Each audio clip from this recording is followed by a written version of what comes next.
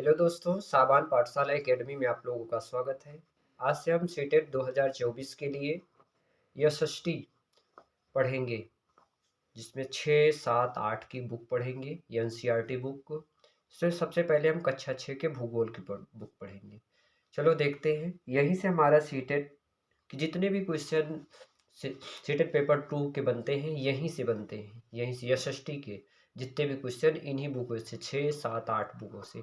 देखते हैं, पहला पार्ट है इसका सौर मंडल में पृथ्वी। सबसे पहले जान लेते हैं सौर मंडल क्या होता है, इसके बारे में जानना जरूरी है। सौर मंडल वह होता है सूर्य, जहाँ पर सूर्य 8 ग्रह हों, इन ग्रहों के उपग्रह हों और कुछ अन्य खगोलीय पिंड भी हों, जैसे क्षुद्र ग्रह, पुच्छल तारा एवं उल्का पिंड मिलकर क्या बनाते हैं, सौर मंडल का निर्माण करते हैं। इसे हम सौर परिवार के नाम से जिसमें जिसमें सूर्य क्या होता है, सूर्य इन सब का मुखिया होता है। समझ गए होंगे आप। चलो आगे आप पढ़ते हैं।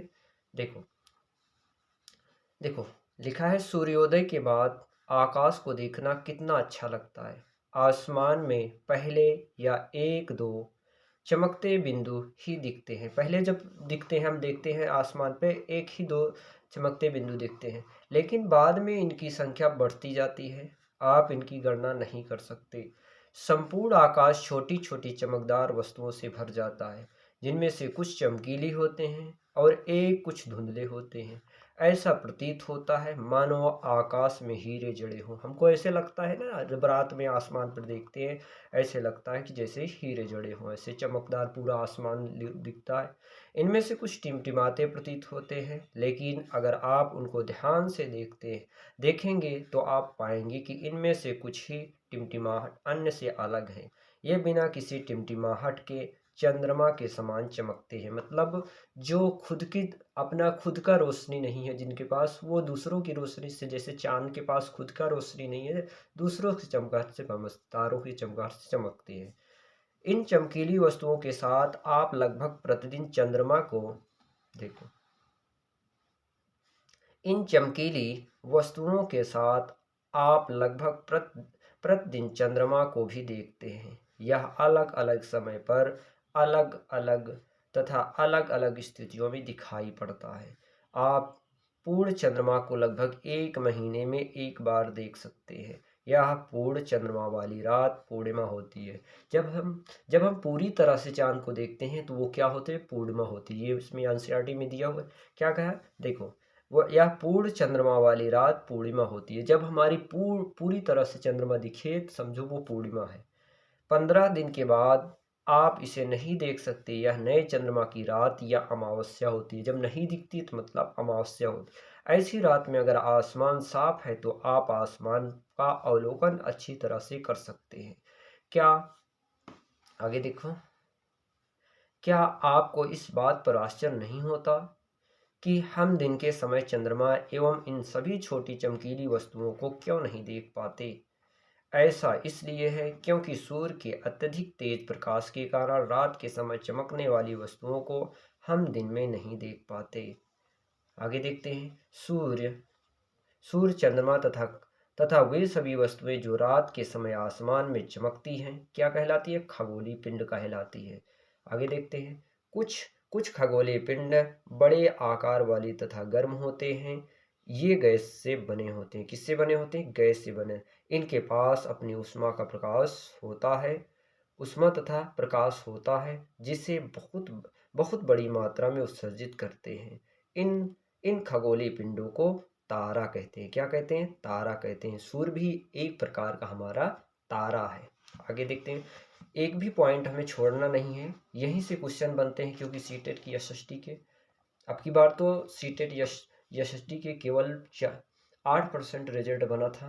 अच्छे से देखते चलना, बहुत अच्छा। आओ कुछ करके सीखें, इसको भी देख लेते हैं। आपको आवश्यकता होगी एक टार्च एवं सादा कागज, पेंसिल तथा सुई। चरण 1, कागज के मध्य में टार्च को इस प्रकार रखें कि उसका कांच कागज पे सटा रहे। दूसरा देखो, अब टार्च के कांच के चारों ओर एक वृत्त खींचिए। चारों तरफ कांच पर वृत्त के क्षेत्र में सुई से छोटे छोटे छेद करें। अब कागज के छिद्रित वृत्तीय भाग को कांच पर सामने की तरफ रखें तथा टार्च के चारों ओर कागज को लपेट कर रबर बैंड लगा दें। ध्यान रखें कि टॉर्च के स्विच कागज के बाहर रहे। अंधेरे यही देख वे सूरज के प्रकाश को दिखाना चाहते। अंधेरे कमरे में एक सादी दीवार की ओर मुंह करके इस टॉर्च को लेकर कुछ दूरी पर खड़े हो जाए। दूसरी सभी बत्तियों को बुझा दें। अब टॉर्च को रोशनी की दीवार पर डालें। आप दीवार पर प्रकाश के अनेक छोटे छोटे बिंदुओं को देखेंगे, बिल्कुल वैसे ही जैसे रात के समय आसमान में चमकते हुए तारे दिख चमकते हैं। अब कमरे के सभी बत्तियों को जला दें। प्रकाश के सभी बिंदु लगभग अदृश्य हो जाएंगे। जिस प्रकार हमारा उस समय रात में दिखता है, तारे चमकते रहते हैं, तो उनके तारों से, चमकाहट से सारी चीज़ें चमकती हैं। वही यहाँ समझा रहा है कि रात में जब हम टॉर्च से कोई चीज़ दिखाते हैं तो उसके चमकाहट से, उस टॉर्च की रोशनी से अन्य चीज़ें भी चमकती रहती हैं। यही बताना चाहता है। और दिन में जब हम बुझा लेते हैं तो कुछ भी नहीं दिखता। दिन वैसे भी दिन में जब वो नहीं रहता तो कुछ भी नहीं दिखता। इसलिए आप इसको तुलना इस उस अवस्था देखो। अब आपको क्या करना है? आपको इसकी तुलना उस अवस्था से कर सकते हैं जब रात के समय आसमान में चमकने वाले तारे सूर्योदय के बाद अदृश्य हो जाते हैं। वही बात है। चलो देखते हैं आगे। देखो, रात के समय चमकते हुए अनगिनत तारे सूर्य के समान ही हैं, लेकिन हमसे बहुत दूर हैं होने के कारण हम लोग उनकी ऊष्मा या प्रकाश को महसूस नहीं करते तथा वे अत्यधिक छोटे दिखाई पड़ते हैं। आपने अवश्य ध्यान दिया होगा कि कुछ दूरी से देखने पर सभी वस्तुएं छोटी दिखाई पड़ती हैं। अत्यधिक ऊंचाई पर उड़ रहा हवाई जहाज कितना छोटा दिखाई देता है। रात में आसमान की ओर देखते समय आप तारों के विभिन्न समूहों द्वारा बनाई गई विविध आकृतियों को देख सकते हैं। ये जो आकृतियां बनती हैं तारों से, तो वो नक्षत्र मंडल कहलाता है। कोई कोई ना कोई जानवर का बन जाता है, या चित्र कोई ना कोई ऐसा कुछ ना कुछ चित्र बने रहते हैं, वो नक्षत्र मंडल, ये नक्षत्र मंडल कहलाते हैं। अर्सा मेयर या बिग बियर इसी प्रकार का एक नक्षत्र मंडल है। क्या है? अर्सा मेयर और बिग बियर क्या है? ये अर्सा मेयर और बिग बियर ये एक नक्षत्र मंडल इसी प्रकार का एक नक्षत्र मंडल है। बहुत आसानी से पहचान में आने वाला नक्षत्र मंडल सप्त ऋषि सप्त मतलब सप्त सात ऋषि संत या सात तारों का समूह है, जो कि नक्षत्र मंडल अर्सा मेयर का भाग है। अपने परिवार या पास पड़ोस किसी बड़े व्यक्ति को कहिए कि वह आपको आसमान में और अधिक तारों, ग्रहों व नक्षत्र मंडल को दिखाए। आगे देखो। प्राचीन समय में लोग रात में दिशा का निर्धारण चार तारों की सहायता से करते थे। मतलब पुराने समय में जब कुछ नहीं था, घड़ी उड़ी नहीं थी, तब उस समय किससे करते थे? इन तारों से करते थे। उत्तरी तारा उत्तर दिशा को बताता है। ये जो उत्तरी तारा होता है वो उत्तर दिशा को दर्शाता है। यहाँ देखो, ये देखो, ये सप्तऋषि है, सात तारों का समूह। देखो ये, इसमें से देखो ये ध्रुव तारा को दिखाया गया है। ये उत्तर की दिशा में ये ध्रुव तारा जो होता है यही होता है। ध्रुव तारा से हम उत्तर दिशा का ज्ञान करते हैं। क्या? किसका? कि ध्रुव तारा खूब चमकता हुआ मोटा सा दिखेगा, यही तारा हमारा ध्रुव तारा जो उत्तर दिशा को हमेशा दर्शाएगा, कि यही तारा को यही दर्शाया जाता था। इसी से हम जानते थे कि इधर उत्तर है। चलो आगे देखते हैं। यहाँ पर देखो, ध्रुव तारा भी कहा जाता है। यह आसमान में हमेशा एक ही स्थान पर रहता है। हम सप्तऋषि की सहायता से ध्रुव तारा की स्थिति को जान सकते हैं।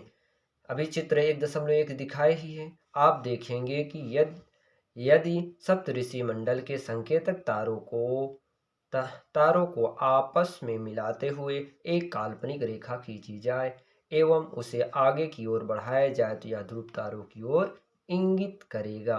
ये देखो, ये देखो, काल्पनिक रेखा खींची गई, ये देखो ध्रुव तारा की ओर इंगित कर रहा है। यही बताया गया है। संकेतिक तारा यह संकेत कर रहा है ना, केती तारा ध्रुव तारा को दर्शा रहा है। चलो आगे देखते हैं। ग्रह इंगित करेगा। कुछ खगोली देखो, यहाँ देखो, कुछ खगोलीय पिंडों में अपना प्रकाश एवं ऊष्मा नहीं होती। वे तारों के प्रकाश से प्रकाशित होते हैं। ऐसे पिंड ग्रह कहलाते हैं। क्या कहलाते हैं? जिनमें अपना खुद का प्रकाश नहीं होता, ऐसे ये ऊष्मा नहीं होती, वे प्रकाश से प्रकाशित होते हैं। ऐसे पिंड को हम क्या कहते हैं? ग्रह कहते हैं। ग्रह, जिसे अंग्रेजी में प्लेनेट क्या कहते हैं? प्लेनेट कहते हैं। ग्रीक भाषा के प्लेनेटाई शब्द से बना है। ये याद करना, प्लेनेटाई कभी कभी ये भी पूछ लेता है, शब्द से बना है जिसका अर्थ होता है परिभ्रमण, अर्थात चारों ओर घूमने वाले। क्या? चारों ओर घूमने वाले। पृथ्वी जिस पर हम रहते हैं एक ग्रह है। यह अपना संपूर्ण प्रकाश एवं ऊष्मा सूर्य से प्राप्त करती है, जो पृथ्वी के सबसे नजदीक का तारा है। पृथ्वी को बहुत अधिक दूर से, जैसे चंद्रमा से देखने पर यह चंद्रमा की तरह चमकती हुई प्रतीत होती है। आगे देखते हैं, एक भी पॉइंट हमें छोड़ना नहीं है। देखना, यहाँ देखो क्या लिखा है। देखो नेपच्यून है, ये देखो नेपच्यून, और ये बृहस्पति, देखो शुक्र, या पहले देखो शुक्र, बुध, देखो बुध, ये देखो सूर्य के चारों ओर परिभ्रमण कर कितना परिक्रमण कर रहा है? 88 दिन में। कितने दिन में? 88 दिन में। अपने अक्ष पर कितना? 59 दिन लगते हैं इसको। शुक्र और सूर्य के चारों ओर परिभ्रमण कितना? 255 दिन, और अपने अक्ष पर 243 दिन। पृथ्वी सूर्य के चारों ओर परिभ्रमण कितना? 365 दिन, अपने पर 1 दिन में। चंद्रमा की संख्या कितना? 1। मंगल सूर्य के चारों ओर परिक्रमण, मतलब उपग्रह, इसके पृथ्वी के उपग्रह है ये चंद्रमा। सूर्य के चारों ओर परिक्रमण कितना? 687 दिन, अपने अक्ष पर कितना? 1 दिन। चंद्रमा की संख्या 2। देखो यहाँ देखो लिखा है आंतरिक, सूर्य के बहुत नजदीक ये चट्टानों से बने हैं। यहाँ देखो बृहस्पति, ये बृहस्पति सूर्य के चारों ओर एक भ्रमण 11 साल 11 महीने लगभग 12 साल अपने अक्ष पर घूमने पर, और 9 घंटे 56 मिनट। चंद्रमा की संख्या लगभग 53, मतलब उपग्रह की संख्या 53। सूर्य के चारों ओर एक भ्रमण 29 साल 5 महीने अपने अक्ष पर घूमना, 10 घंटे 40 मिनट। चंद्रमा की संख्या कितना? लगभग 53, मतलब उपग्रह की संख्या है।